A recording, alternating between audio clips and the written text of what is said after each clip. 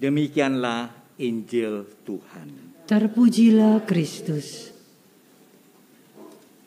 Saudara sekalian yang terkasih, pesta besar Hati Kudus tidak dapat dipisahkan dari pesta-pesta yang telah kita alami setelah Pentakosta.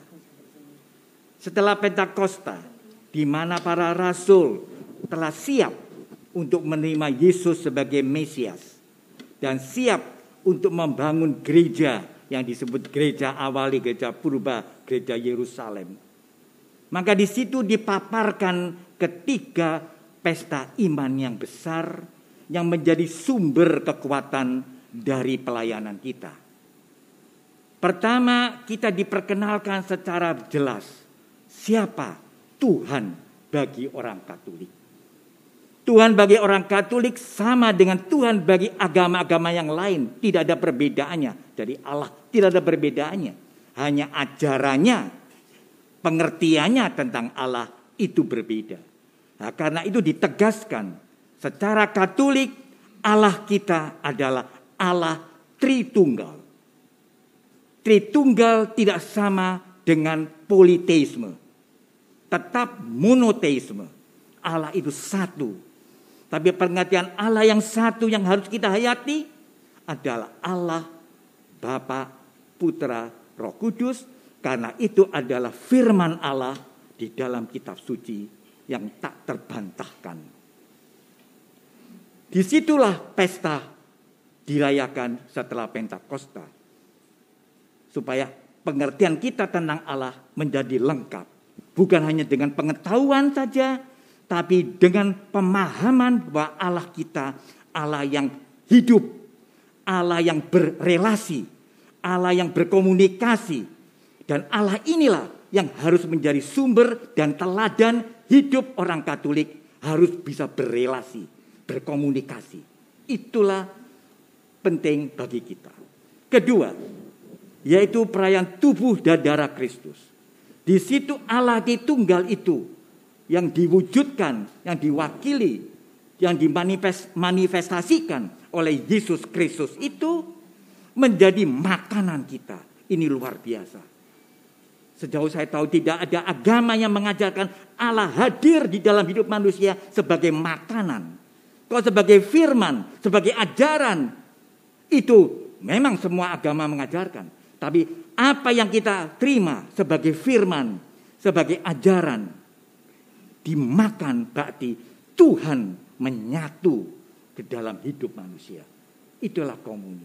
Dan pada saat ini komuni itu tidak hanya ditentukan oleh sakramen, berarti roti yang kita bisa terima kalau kita offline seperti sekarang ini. Tetapi apa yang kita terima roti ini mempunyai nilai yang besar, kerinduan yang besar bagi orang-orang yang tidak bisa menerimanya. Yang kita sebut komuni spiritual.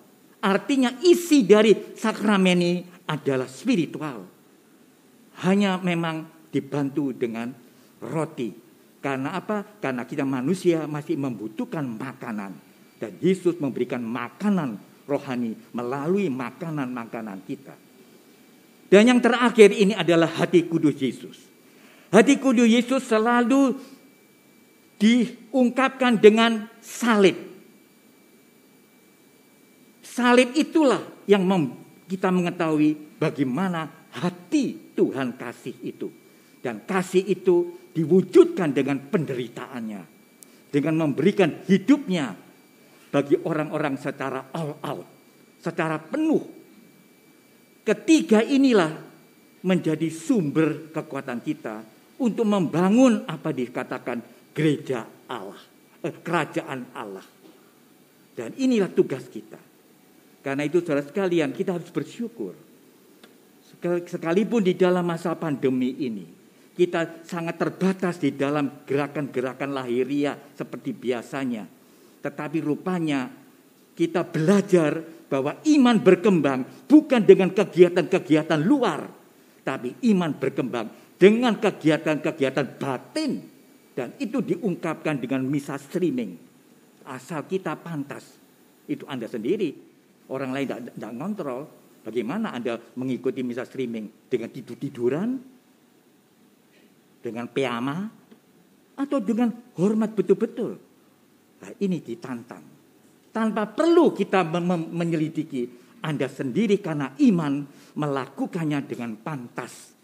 Dan itu nilainya sama. Nilai sama tidak berarti bentuknya sama. Tapi maknanya, kekuatannya tergantung dari bagaimana kita menerima. Dan akhirnya dengan hati kudus ini, kasih Tuhan hanya bisa masuk di dalam diri kita kalau kita mengikuti penderitaan Yesus. Jadi hati Yesus itu diungkapkan dengan penderitaan salib.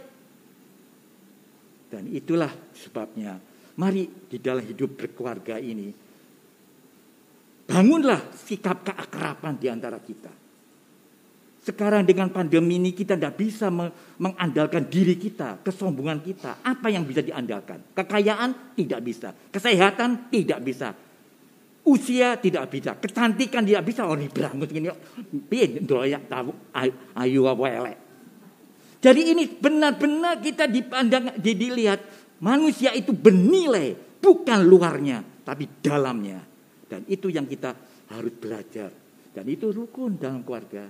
Saling mengampuni, saling melayani, belajar untuk tidak dendam, tidak benci, tidak iri. Nah, itu semua saudara sekalian akan kita lakukan sekarang ini dalam Ekaristi Kudus dan juga di dalam penyembahan Sakramen Maha Kudus. Marilah dengan iman kita, dengan perjuangan kita, jangan putus asa, tapi kita menjadi dewasa di dalam menghayat iman ini. Kita akan mengucapkan syahadat sebagai ungkapan iman kita.